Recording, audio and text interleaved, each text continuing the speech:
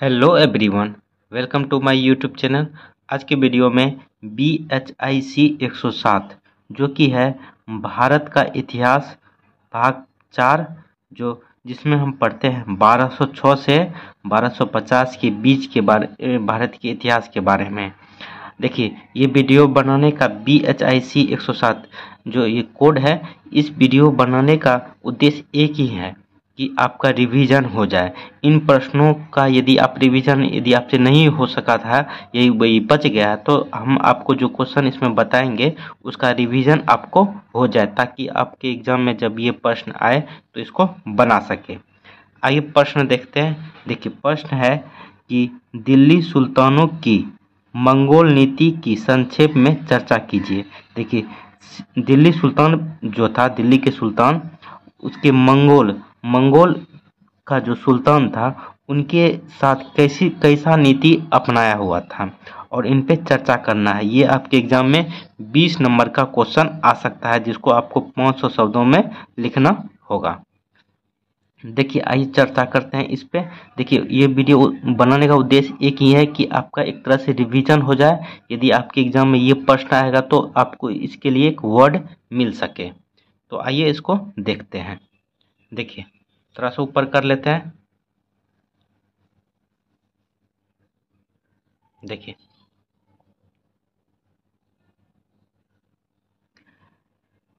दिल्ली सुल्तानों की मंगोल नीति की संक्षेप में चर्चा कीजिए। और ये आपके एग्जाम में 20 नंबर का आएगा, उससे 500 शब्दों में लिखने के लिए कहा जाएगा। आइए देखते हैं। देखिए, दिल्ली के प्रारंभिक तुर्क सुल्तानों को सदैव मंगोल समस्या के प्रति जागरूक रहने के लिए विवश होना पड़ा था। प्रोफेसर के निजामी ने सुल्तान द्वारा मंगोल खतरे की और अपनाए गए दृष्टिकोण को 3 भागों में विभाजित किया गया है। पहला है पृथकता, दूसरा है तुष्टीकरण और तीसरा है विरोध। इल्तुतमिश ने पृथकता की नीति का अनुसरण किया।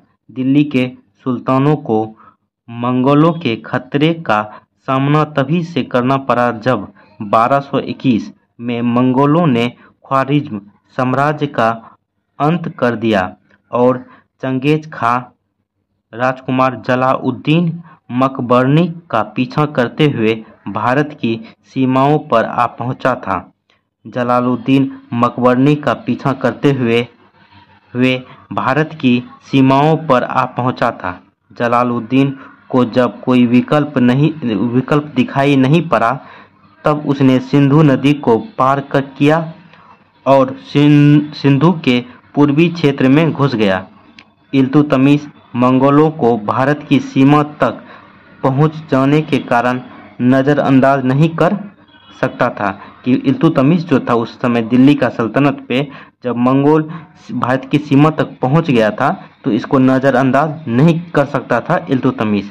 लेकिन उसके लिए सिंधु क्षेत्र में मकबरनी की उपस्थिति भी समान रूप से महत्वपूर्ण थी। सुल्तान को भय था कि कबूचा तथा खोखर मकबरनी के साथ मिलकर कहीं गठजोड़ न कर ले। लेकिन राजनीतिक सत्ता के लिए कबूजा एवं मकबरनी के मध्य गठबंधन नहीं हो सका, बल्कि वे सत्ता के लिए आपस में ही भिड़ गए। परंतु इसी बीच उसने गोखरों से वैवाहिक संबंध स्थापित करने में सफलता प्राप्त की। इसके उत्तर पश्चिम में मकबरनी की स्थिति और सुदृढ़ हो गई। अपनी पुस्तक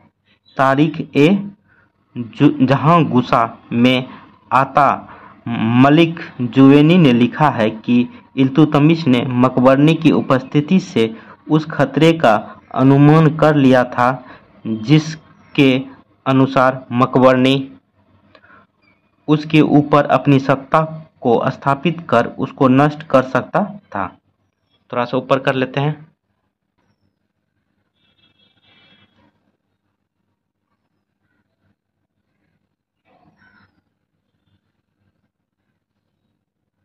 देखिए, स्थापित देखिए मकबरनी सत्ता को उसके नष्ट कर सकता था। इसके अतिरिक्त इल्तुतमिश भली भांति सल्तनत की कमजोरियों से भी परिचित था।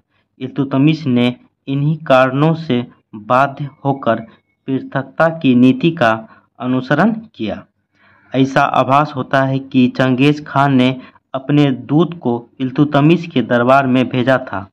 सुल्तान के विषय में स्पष्ट रूप से कुछ कह पाना कठिन है, लेकिन इतना निश्चित है कि जब तक चंगेज खान जीवित रहा, यानी 1227 तक जीवित रहा, तब तक इल्तुतमिश ने उत्तर पश्चिम में कोई विस्तारवादी नीति नहीं अपनाई।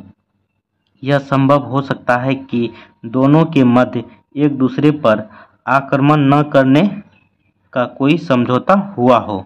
इल्तुतमिश ने कूटनीतिक तरीके से ख्वारिज्म राजकुमार के साथ राजनीतिक गठबंधन करने की अवहेलना की।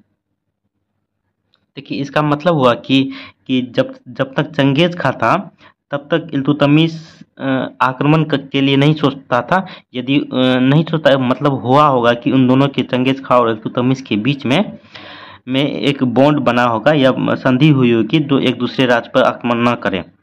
मगर जब चंगेज खां का मृत्यु हो गया तो राजकुमार बना, तो देखिए यह संभव हो सकता था कि दोनों के मध्य आक्रमण न करने की कोई समझौता, लेकिन इल्तुतमिश ने कूटनीतिक तरीके से ख्वारिज्म राजकुमार के साथ राजनीतिक गठबंधन करने की अवहेलना की। ख्वारिज्म राजकुमार जो है, मतलब संधि करने के लिए प्रयास किया था इल्तुतमिश ने, मगर ऐसा इल्तुतमिश ने नहीं किया। देखिए ख्वारिज्म राजकुमार ने आइने उल मुल्क को इल्तुतमिश के दरबार में अपने राजदूत के रूप में इस प्रार्थना के साथ भेजा कि वह उसे राजनीतिक शरण दे, किंतु इल्तुतमिश ने यह कहते हुए इनकार कर दिया कि ठहरने के लिए यहाँ की जलवायु उसके अनुकूल नहीं है। दूसरे, उसने उसके राजदूत का वध कर दिया, जो भेजा था ख्वारिज्म, उसके दूत का वध कर दिया था इल्तुतमिश ने। मिनहाज सिराज उल्लेख करता है कि इल्तुतमिश ने मकबरनी के विरुद्ध सैनिक अभियान भेजा, किंतु मकबरनी ने किसी तरह से युद्ध को टाल दिया और वह सन 1224 ईस्वी में अंततः भारतीय भूमि को छोड़कर चला गया। जब सल्तनत की सीमाओं को लाहौर एवं मुल्तान तक बढ़ा दिया गया, उस समय इल्तुतमिश की पृथकता की नीति से तुष्टि। देखिए पहले तो इल्तुतमिश ने पृथकता की नीति अपनाई। जब मंगोल के शासक ने इनसे सहायता या राजनीतिक शरण मांगी तो इसने क्या किया, तुष्टीकरण की नीति अपनाई। ठीक है, तो इस नीति के कारण मंगोल आक्रमणों के सम्मुख सल्तनत प्रत्यक्ष तौर पर आ गई, क्योंकि अब दोनों के मध्यवर्ती राज्य यानी बफर स्टेट नहीं रहा था। बमयान के हसन करलग ने रजिया सुल्तान के, आइए आगे देखते हैं। देखिए सम्मुख मंगोल विरोधी गठबंधन बनाने का प्रस्ताव रखा, किंतु उसने प्रस्ताव को मानने से इनकार कर दिया। इससे स्पष्ट है कि उसने मंगोलों के प्रति तुष्टीकरण की नीति का अनुसरण किया। इस नीति का अनुसरण चंगेज खां के पुत्रों के बीच साम्राज्य के बंटवारे के कारण किया गया, जिससे कि उसकी शक्ति क्षीण हो गई थी। इसका कारण दूसरा कारण यह भी था कि उस समय मंगोल पश्चिम एशिया में व्यस्त थे। चाहे कोई भी कारण रहे हो, किंतु मंगोलों ने प्रथम बार 1240 से 1266 के मध्य भारत पर अधिकार करने की नीति का अनुसरण किया और इसी के साथ एक दूसरे पर आक्रमण न करने के समझौते के स्वर्णिम युग का अंत हो गया। इस दौरान सल्तनत को मंगोलों से गंभीर खतरा बना रहा। इसका मुख्य कारण मध्य भारत में होने वाला परिवर्तन था। ट्रांसओक्सियाना के मंगोल खाखान के लिए शक्तिशाली ईरानी शासक का सामना करना कठिन था, इसलिए अपने भाग्य को परखने के लिए उसने भारत की ओर कूच किया। देखिए, तेर बहादुर ने 1241 में लाहौर पर आक्रमण किया और नगर को पूर्ण रूप से नष्ट कर दिया। इसी के साथ 1245 से 1256 में दो और आक्रमण किए। नसरुद्दीन के शासन काल में बलबन द्वारा किए गए विशेष प्रयासों के बावजूद 1241 से 1266 के बीच सल्तनत की सीमाएं सिमटकर व्यास नदी तक रह गई। इसके बावजूद भी कुछ समय तक तुष्टीकरण की नीति जारी रही। हालागु के दूत को 1260 में दिल्ली में उचित सम्मान किया गया और इसी तरह के कूटनीतिक सम्मान का परिचय हालागु ने भी दिया। तो देख लिए 20 नंबर का। देखिए, मेरा वीडियो बनाने का उद्देश्य एक ही है कि आपका इन क्वेश्चनों का रिवीजन हो सके। यदि आप एक बार नहीं तो 2 बार देखिए, आपको होगा कि ये प्रश्न आएगा तो आपको एक तरह से सिस्टमेटिक ढंग से वर्ड मिल जाएगा, आप इसे लिख पाएंगे एग्जाम में, क्योंकि 20 नंबर का क्वेश्चन है। हो सकता है 20 नंबर में 4 क्वेश्चन देता है, 4 में से एक ये भी दे दे, क्योंकि काफ़ी अच्छा क्वेश्चन है। आइए दूसरा क्वेश्चन देखते हैं, ये भी आपके एग्जाम के लिए काफ़ी इम्पोर्टेंट है।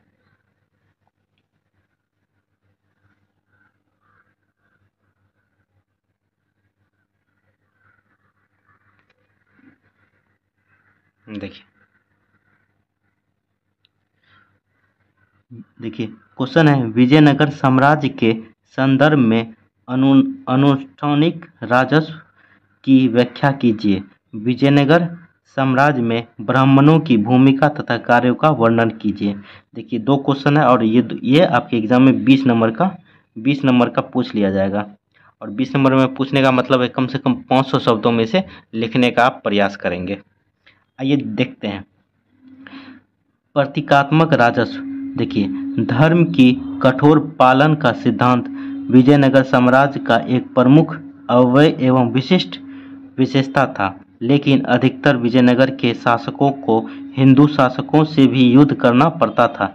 जैसे उड़ीसा के गजपति विजयनगर की सेना में रणनीति के दृष्टिकोण से सबसे महत्वपूर्ण दास्ते मुस्लिम सेनानियों के अधीन होते थे। देवराय द्वितीय द्वारा मुस्लिम तीरंदाजों को भर्ती किया गया, मतलब विजयनगर साम्राज्य में जो है मुस्लिम तीरंदाजों का भी भर्ती किया गया। इन मुस्लिम टुकड़ियों ने विजयनगर के हिंदू प्रतिद्वंदियों के विरुद्ध विजयनगर की जीत में प्रमुख योगदान दिया। देखिए आगे, विजयनगर शासकों ने सफल सैनिक कार्यवाहियों के फलस्वरूप दिग्विजय का पद धारण किया। विजयनगर का राजस्व एक प्रकार से प्रतीकात्मक था, क्योंकि विजयनगर के शासक अपनी सत्ता के प्रमुख केंद्र से परे भूभागों पर अपने अधिपत्यों द्वारा नियंत्रण करते थे। इस प्रतीकात्मक का निरूपण धर्म के साधन द्वारा होता था, जो लोगों द्वारा स्वाभिभक्ति निश्चित करता था। उदाहरण के तौर पर प्रतीकात्मक राजस्व का महानवमी दशहरा को कहा जाता था। महानवमी, ठीक है, के उत्सव में सबसे अच्छा दृष्टांत मिलता था।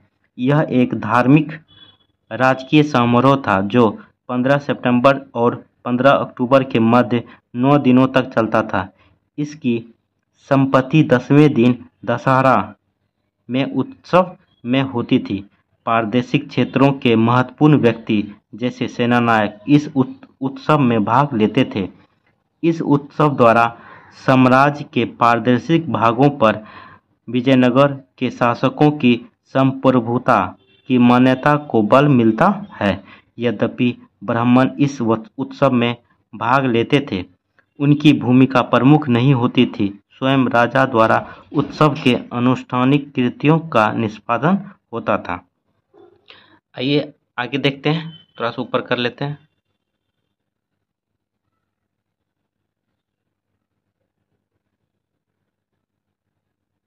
देखिए, ब्राह्मणों की राजनीतिक भूमिका। विजयनगर साम्राज्य की एक प्रमुख विशेषता ब्राह्मणों का राजनीतिक एवं धर्मनिरपेक्ष कार्यकर्ताओं न कि धार्मिक मुखियाओं के रूप में महत्व थी। अधिकतम दुर्ग दंडनायक यानी दुर्ग प्रभारी होते थे, ब्राह्मण होते थे। साहित्यिक स्रोत इस बात की पुष्टि करते हैं कि उस युग में दुर्गों की बहुत महत्ता थी और ब्राह्मणों, विशेषतः तेलुगु मूल के द्वारा उनका नियंत्रण किया जाता था।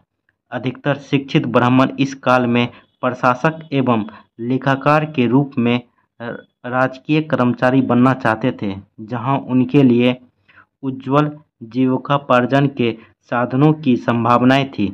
शाही सचिवालय पूर्ण रूप से ब्राह्मणों द्वारा संचालित थे। ये ब्राह्मण अन्य ब्राह्मणों से भिन्न थे। यह तेलुगु नियोगी नामक उपजाति से संबंधित थे। वे धार्मिक कृतियों को लेकर बहुत पुरातनपंथी नहीं थे।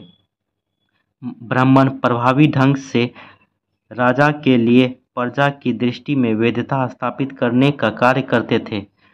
वेदारण्य नामक ब्राह्मण और उसके परिजन संगम बंधुओं के मंत्री थे। उन्होंने उनको पुनः हिंदू धर्म में स्वीकृत करके उनके शासन को वैधता प्रदान की। देखिए, राजाओं, संप्रदायों और मंदिरों के मध्य संबंध। विजयनगर के शासकों ने दूरस्थ तमिल भूभाग पर प्रभावी नियंत्रण हेतु तमिल क्षेत्र के वैष्णव संप्रदाय मुखियाओं की सहायता ली।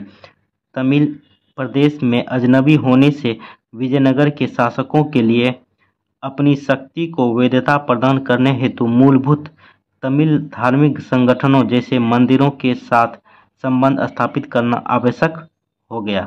राजाओं, संप्रदायों और मंदिरों के मध्य संबंधों की निम्नलिखित 4 बिंदुओं के आधार पर व्याख्या की जा सकती है। देखिए, ढक गया था। मध्य संबंधों की निम्नलिखित 4 बिंदुओं के आधार पर व्याख्या की जा सकती है। आइए 4 बिंदु क्या क्या है वो देखते हैं। पहला है, संप्रदाय मुखिया राजाओं और मंदिरों के मध्य एक कड़ी का कार्य करते थे। दूसरा है, यद्यपि मंदिरों की सामान्य देखरेख स्थानीय संप्रदाय वर्गों द्वारा की जाती थी, मंदिरों संबंधी विवादों को सुलझाने का कार्य राजा के हाथों में होता था। तीसरा है, राजस्व को बनाए रखने के लिए मंदिर आधारभूत थे। चौथा है, ऐसे विवादों में राजा का हस्तक्षेप वैधानिक न होकर प्रशासनिक होता था। देखिए, दक्षिण भारत में 1350 से 1650 के मध्य कई मंदिरों का निर्माण हुआ।